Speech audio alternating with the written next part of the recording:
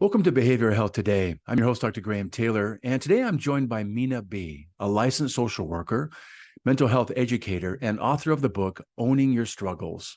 With a background in psychotherapy focused on anxiety, depression, and trauma, Minaa has worked across various mental health sectors, including early childhood programs, private practice, and community mental health. Holding a graduate degree from New York University, Minaa is also the founder of Minaa B Consulting, specializing in developing psychological safety within organizations. As a mental health educator and coach, Minaa emphasizes the connection between mental health and social justice. Based in New York City, Minaa is dedicated to empowering others and fostering supportive connections for personal and societal growth. We're excited to have Minaa with us today to discuss self-efficacy, building community, and her debut book, Owning Your Own Struggles, A Path to Healing and Finding Community in a Broken World. Minaa, welcome to the show. Hi, Graham.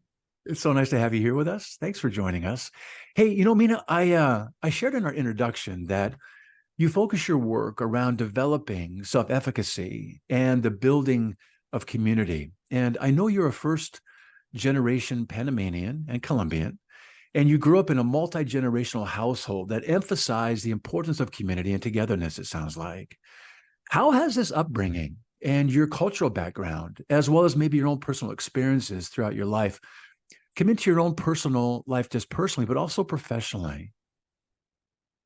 Well, because I grew up in a immigrant household and I was raised by two immigrant parents, and both of my parents migrated to the US in their 20s. So they were adults, Yeah. and so I was pretty much raised in a Panamanian and Colombian household. And in our culture, pretty much community is at the center of what we do. You're not just raised by your mother and your father, you're raised by your aunts, your uncles, potentially your siblings, and you have a bunch of people in your life who you're not even related to by blood, but you're calling them auntie, you're calling them uncle.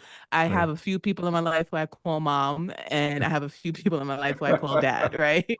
That is just a part of our I love that. cultural influence, and it's all I saw growing up.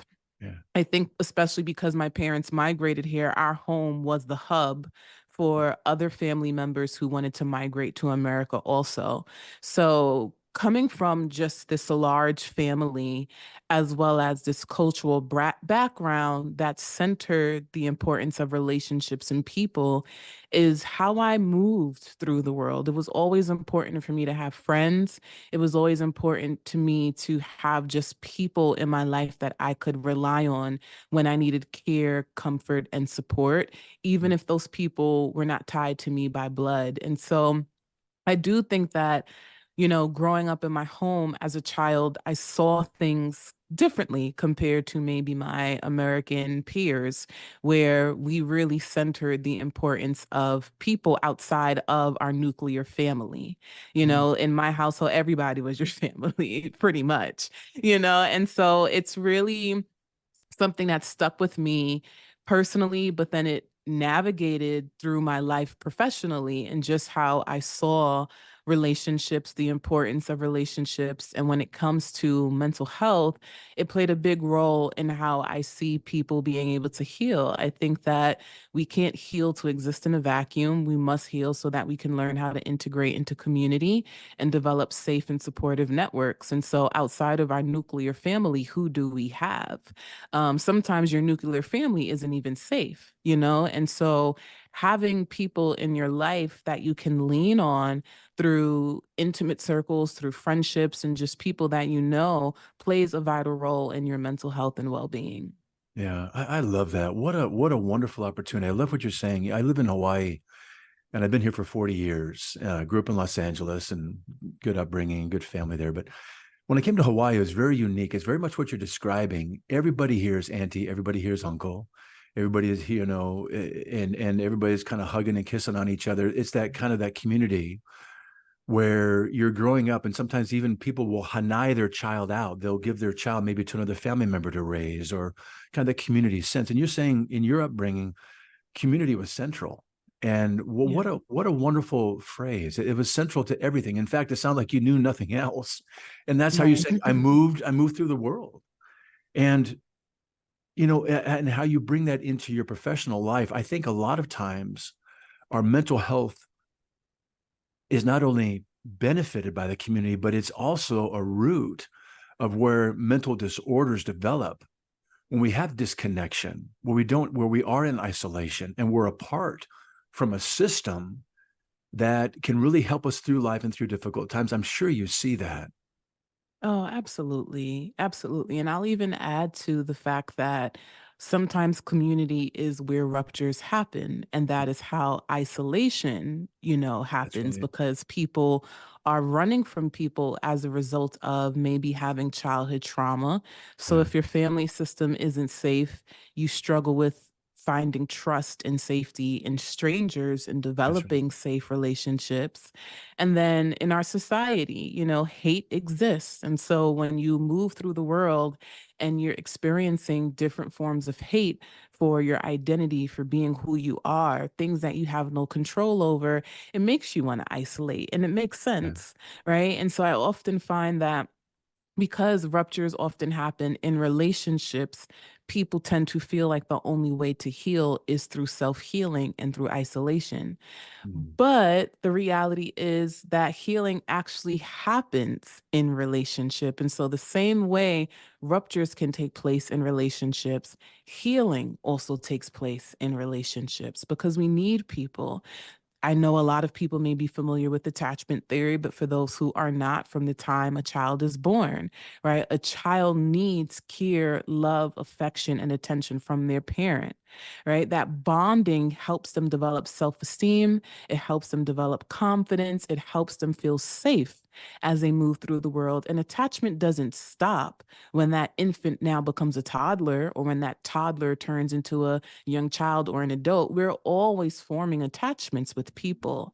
And so I do understand that being around people can be difficult when there's a lack of psychological safety and there's a lack of trust. And that is why my work really not only focuses on community and relationships, but teaching people the skills on how to be better community members and also learning how to use discernment and know who do I run to? Who are the people in my life that I want to be around and who are the people who deserve to be in my life because everyone is not going to be for you. We all have to do this healing work, and some people choose not to do it.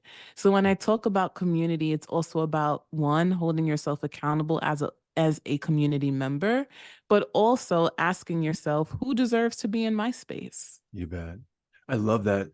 You're talking about how relationships can be so negatively impacting to us. They actually create, our greatest ills are sometimes our mental, illness and how it can so impact us. But relationships can also be curative. And I Mhm. love what you're saying here is that we sometimes have to teach folks where the healthy relationships are because we grow up with certain, templates and familiarity, and we typically find what we know. And sometimes we keep finding the dysfunction that we're leaving, trying to find health and maybe healing in people that are more of the same, but we don't recognize that because we're just finding people that we're familiar with. So you're teaching people a really important skill that not everybody deserves to sit at your table. You're saying that you need to find people, you need to know what to look for, what you're coming out of, and what's going to be healing. In fact, I read as I was reading a little bit about you. I know that you started some of your early work at the Betty Ford Clinic, and Mhm. you enjoyed helping clients, through that one-on-one work. But you were saying that you found that the group therapy piece is a great setting for allowing the most transformation. And it sounds like that's what you're saying here. If we can find that community to really heal, there's something really really transformative and almost magical about that group healing process, isn't there? Healing within community. Right. When I was at Hazelden Betty Ford Foundation, that was when I was interning as a graduate student. Mm. And it was such a beautiful, beautiful journey for me entering the field, because we were required to meet with our group 4 times a week. It was very, very intensive. Uh-huh. And just seeing the transformation for these clients. For those people who are not familiar with Hazelden Betty Ford, it is a substance abuse treatment center. And so my clients were struggling with substance abuse ranging from drugs and alcohol. And so at the root of every story, there is some sort of trauma, there is some sort of pain that a person may have gone through that led them to maladaptive coping behaviors. And so Yes. using drugs and using substances as a way to cope with the tragedy and the trauma that they experienced. And so here you had all of these people. I think we always had about 12 to 15 people in a group. And these are people who struggle with childhood trauma. These are people who were molested. These are people who were abused. These are people who experienced so much pain, even within their nuclear family. And what was so beautiful is the way others showed up for them. Uh, Here are these people who grew up feeling like their emotions were belittled. They were never cared for. It wasn't modeled to them what love and a nurturing relationship was. And here they are in this group with a bunch of strangers who are modeling to them, you are deserving of love. You are deserving of being nurtured. You are deserving of care. There's also vulnerability in this space where we're not judging each other. I've been through the things that you've gone through. And even if I haven't, I'm here to hold space for you. And so that was such a beautiful process for me as a social worker and someone entering this field, really being able to see how relationships can be so healing when yeah. there is psychological safety, when there is trust, when there is an intent to listen, to understand, and not judge. Mm. And most importantly, when we all are here to heal together versus feeling like it's a race of who's going to get better first. And it's not that, right? It's all about how can we work on healing together? And if you're struggling, how can I support you? And when I'm struggling, who's going to be there for me? And that really set the tone for the work that I did as a therapist moving forward. What a great way to explain that. You know, you're talking earlier too about how when we're injured and wounded, and there's a tendency for us to isolate, and what in that isolation is so easy for there to be the development of shame. Shame is about who I am. And what you're raising here and the way you're looking at this is you're kind of depathologizing this whole substance use. You're saying it's not who you are. It's, hey, what happened to you Mhm. in your life? Not, this is not who you are. This is what happened to you. And maybe this has been your best way to cope. And what has happened to you? Maybe there are a couple of things. One, to heal what happened to you and maybe find more adaptive other ways to cope. But within the context of this community that's saying, hey, we're all here. We've all gone through something similar. We have our own unique story, but there's a thread that runs throughout the whole group and the individuals there. How might we support each other in that healing way, and to depathologize that shame, and then to get some control over these things? And, I know you talk about and you practice and you teach self-efficacy in this process of healing within the context of community. Define this concept for us and how you teach this and how you see it being part of a shared healing process for folks. Yeah. So self-efficacy is really important to the work that I do. And it pretty much is a person's belief in themselves that they have the ability to change. It's the belief in yourself that you have the ability to do hard things. And the Yeah. reason why this is important to me as a social worker and just in the work that I do overall is because trauma can strip us of our power.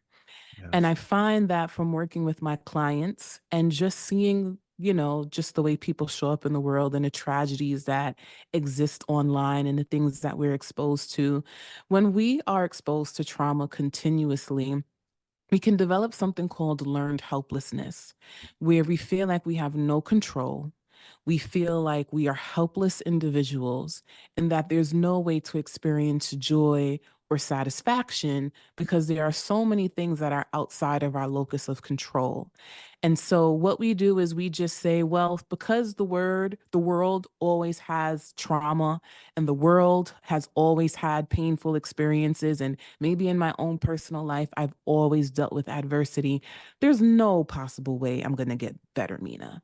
There's no possible way that I'm going to experience joy or gratitude. So what is the point There's of no doing hope. any of this? There's no hope. It strips Yeah. you of your hope. Yeah. And so a big part of my work is really working with my clients and just working with the general public now that I'm an educator, giving people the tools that they need to develop and strengthen their self-efficacy so that they can start to tap into their power and recognize what is in their locus of control. Very good. Because I write this in my book, adversity isn't going anywhere. I wish I could say and make promises and say, if you go to therapy and if you do all of this healing work, your life is going to be perfect and your life is going to be healed and whole until the day you die. And I'm Right. sorry to break it to you, but we're all going to be on this healing journey until the day we die, because adversity is always going to be here. And when we reflect on history, trauma has always existed on a societal and an environmental level. None of this is new.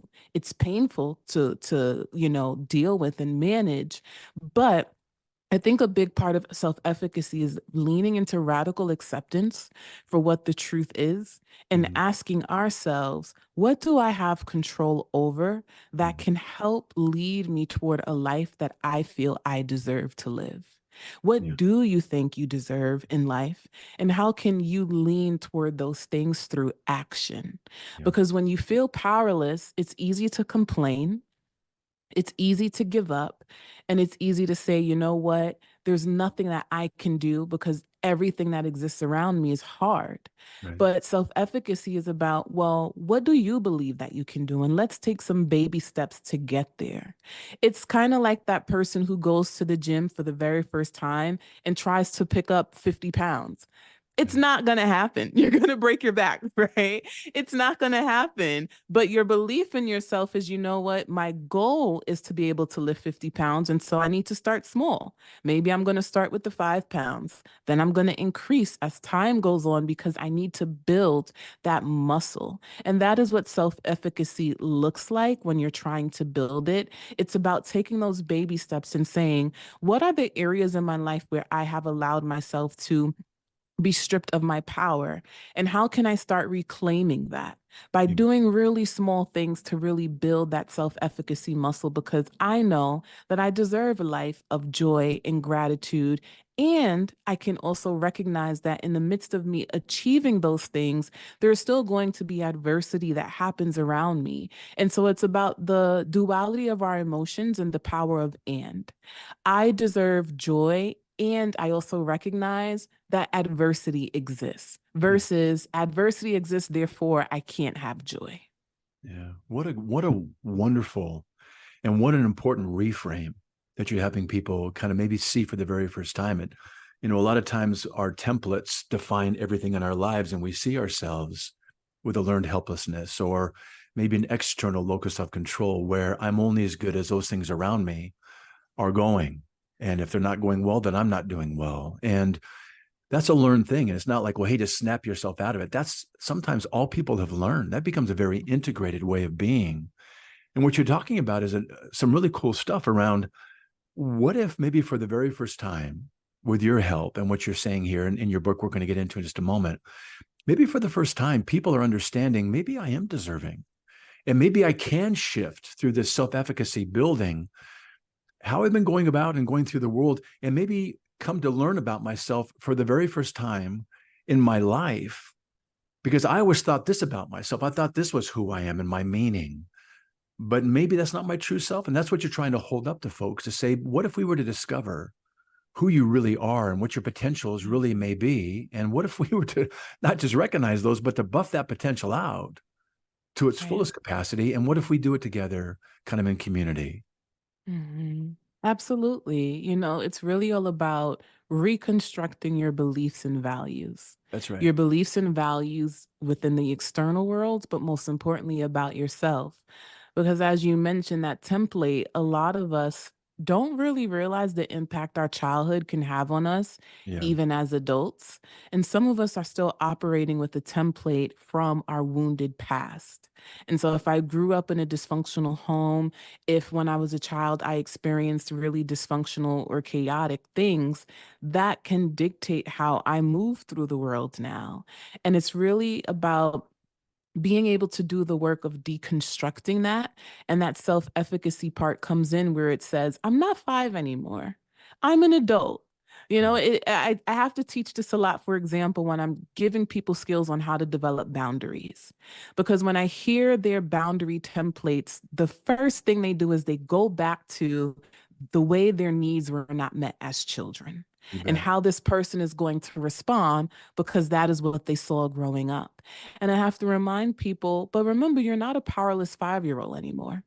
You're not a child who has to depend on a parent to tell you what to do or meet your needs. Remember what it means to be an adult and the power that you hold in your own level of self agency and self autonomy. And Mhm. because we deal with so many difficult things, our agency gets stripped of us. And Mhm. so it's really all about teaching people what it looks like to tap into their own agency and Mhm. recognize there are things that I deserve. There are things that I have a right to say no to. I have choice. I have opinion, and I Yeah. have a right to declare those things as an adult. And that's such a powerful set of statements right there. But we both know that that's easier said than done. And what we know is that if it were that easy, we would just do it, right? You and I would happily be out of a Mhm. job if we could just kind of change our thinking and people could begin to shift into, oh, you did. I just need more boundaries. I need to feel more deserving.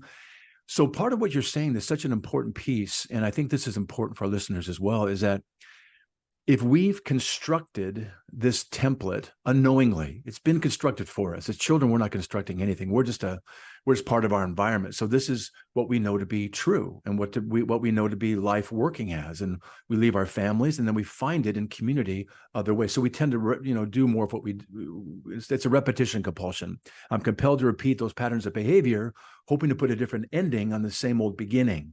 So I keep finding more of the same. And what do I get? More of the same in the ending.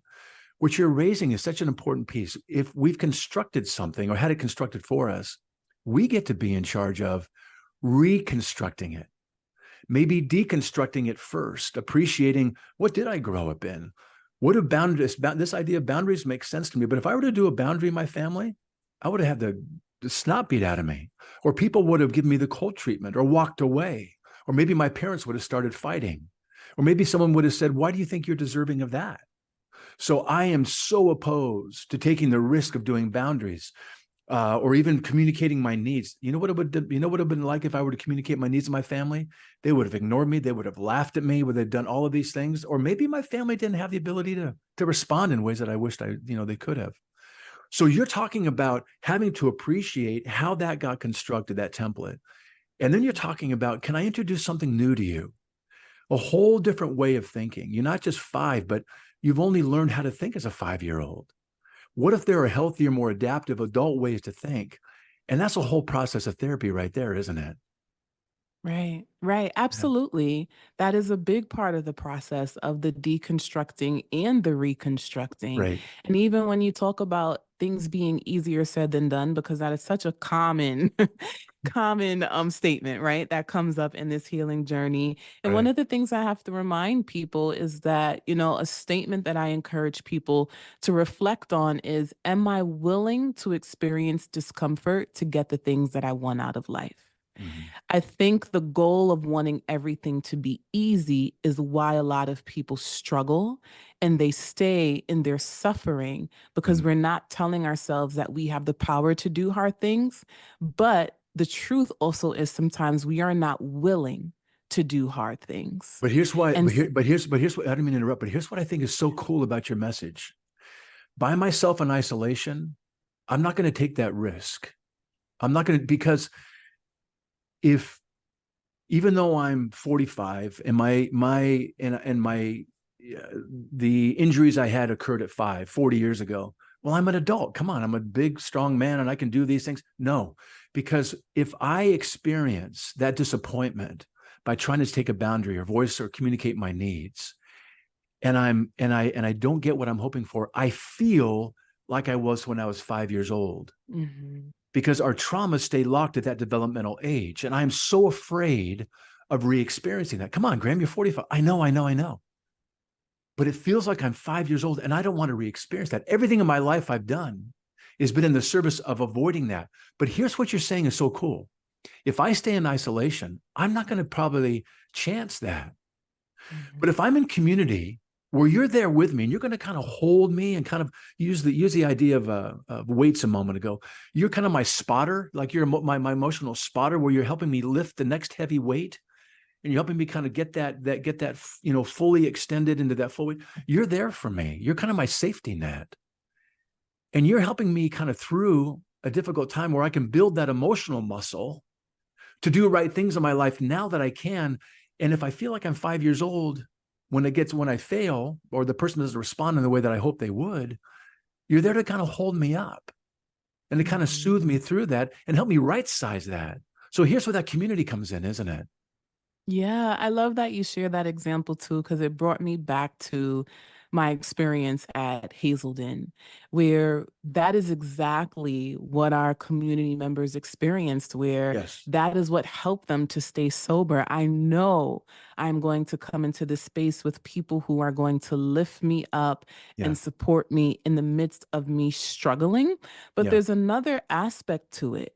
When I do this hard work, I also show up as a better community member to you. Yes. When I make the choice to say, you know what, I know I'm 45, but I've been running my life, running away from my past, running away from certain things because I don't want it to trigger me.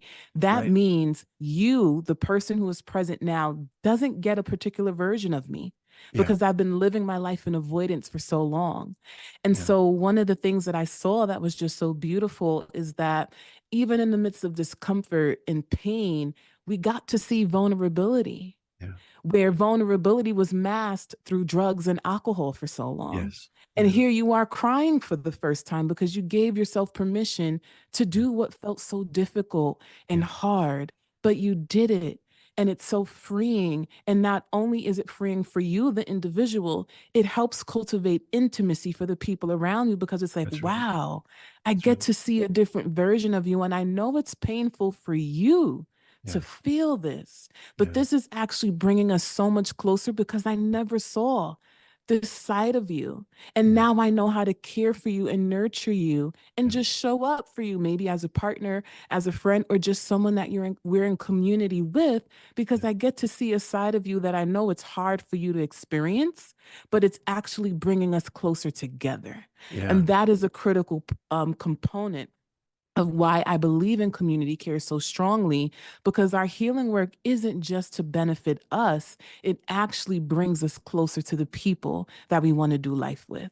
Yeah. And when I see you being vulnerable that way, that kind of gives me a little bit of courage of maybe I can do the same thing. Mm-hmm. In the same way I want to be there for you, I'm going to imagine you're going to want to be there for me if I begin to kind of become more transparent and unfolding of these things. You talked earlier about this idea of, you got to be willing to experience emotional discomfort, to stay in the suffering. If I'm by myself, that's the last thing I'm going to do. Right. That's why I drink. That's why I use. That's why I avoid.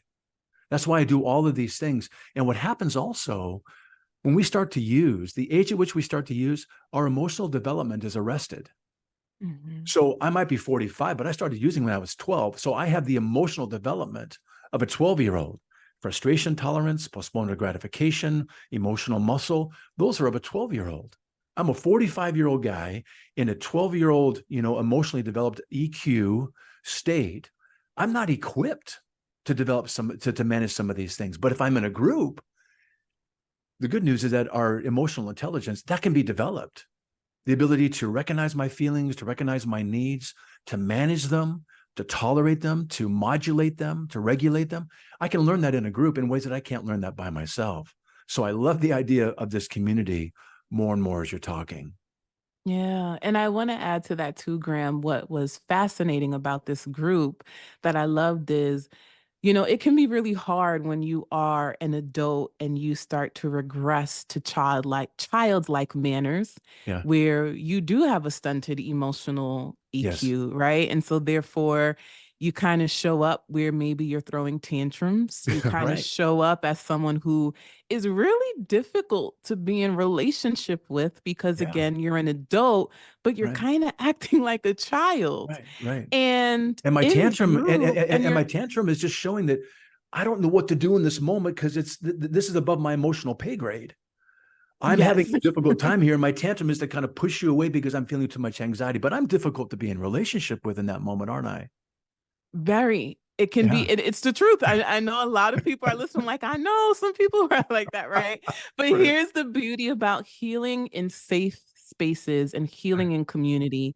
Because when we had those situations arise, there were so many times where conflict happened. And Yeah. guess what? You had to deal with the conflict. You have to deal with the conflict right here, right now. Yep. And so I think about when I would lead those groups and I would see attitudes and I would hear people sucking their teeth and I would see the frustration and I would say, you got to talk about it.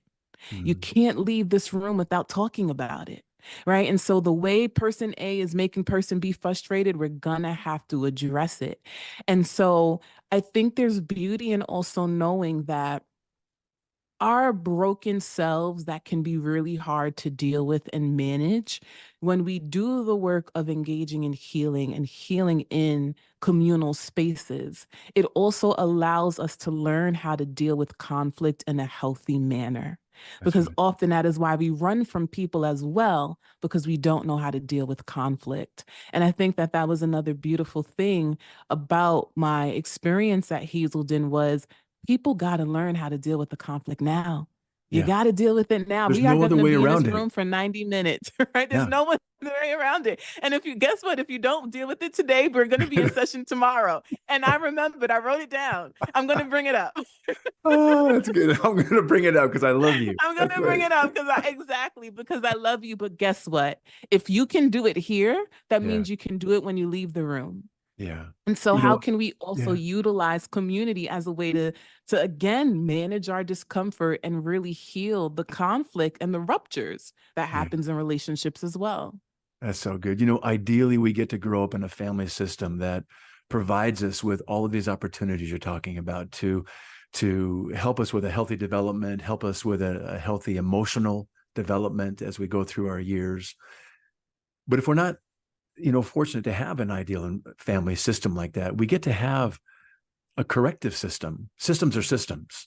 And what you're talking about, this community of healing can be that place where we can have these corrective emotional experiences to build trust, to learn what our needs are, to maybe feel deserving for the very first time, to watch other people doing the work themselves, which kind of encourages us and kind of models for us. Oh, that's how you do it.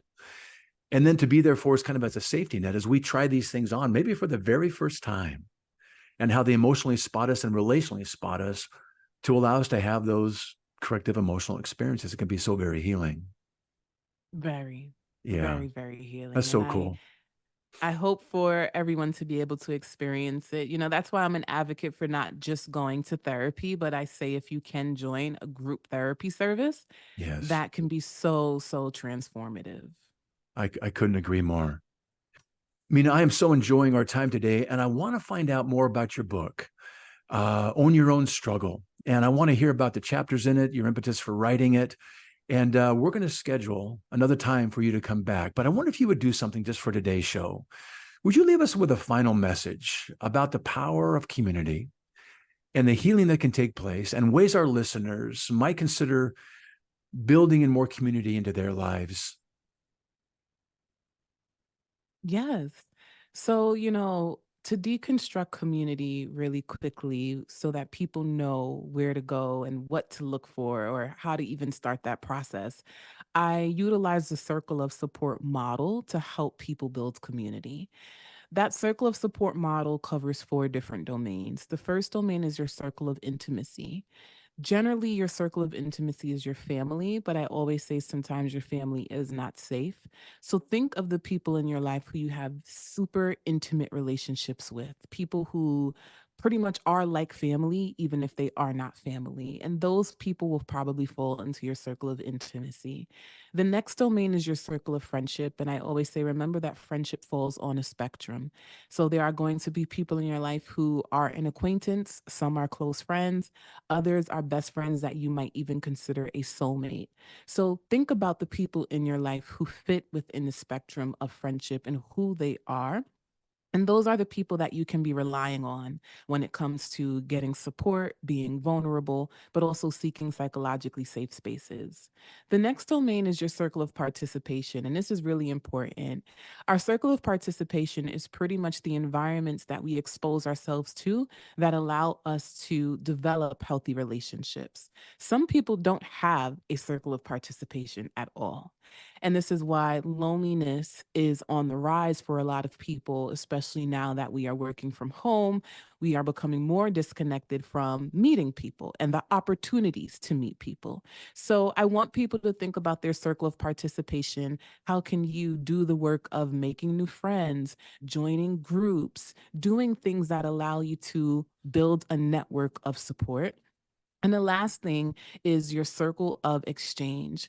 These are your paid and professional networks. If you have a therapist, that person is your circle of exchange. Your primary care physician is your circle of exchange, right? So I want you to think about the paid and professional networks that exist in your life, because there are going to be times where we need care that the people in our circle of intimacy and circle of friendship can't give us. If I break my leg, I can't ask my friend to perform surgery on me, right? Same way, if my mental health is suffering, I may need a therapist and not a person who is just my friend or my partner who I can talk to.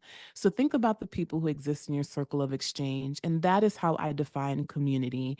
I think those four domains really helps to increase our mental health from a holistic standpoint. And so I really encourage people to take the time to reflect and think about their own circle of support in their lives. Outstanding. That's a great takeaway message. Thank you for that. For today's show, I would love for our listeners to be able to follow up and learn more about you. Give us some ways to do so, including ways they can find out about your book, owning your, let me try that again. Owning our struggles. Owning our struggles. I got it. Got it. Got it. Well, Mina, that's a great takeaway message. Thank you for that. I would love also for today's show for our listeners to be able to follow up with you afterwards. Our show today here, how can they do so? And how can they learn more about your book, Owning Our Struggles? Well, my book is available across all major book retailers, so you can buy my book wherever you prefer to buy your books at. You can also listen to it on Audible, and you can also get the Kindle version as well. And when it comes to staying connected with me, you can visit my website, minab.com, where I share all of my resources. You can also sign up for my newsletter. And most importantly, I also have a podcast called Mindful with Mina, where I provide tips on how to build healthy relationships with ourselves and others. And so you can subscribe to my podcast wherever you listen to your podcast. So I thank you, Graham, for just having me on your show. And I'm really excited to potentially be back. We're going to have you back. I'd love to hear about your book. We'll go into some depth about that for our listeners to hear more about that too. But thank you for our time today. I've really enjoyed. Thank you so much. Thank you. I also want to thank you, our listeners, for dropping by and joining Mina and me today. It's always great to have you with us. Regarding our episode today, I want to remind you that it and its resources and all of our other episodes can be found on our webpage at triadhq.com/BHT. Thanks again for being with us on the show. And we'll look forward to having you back with us next time on Behavioral Health Today.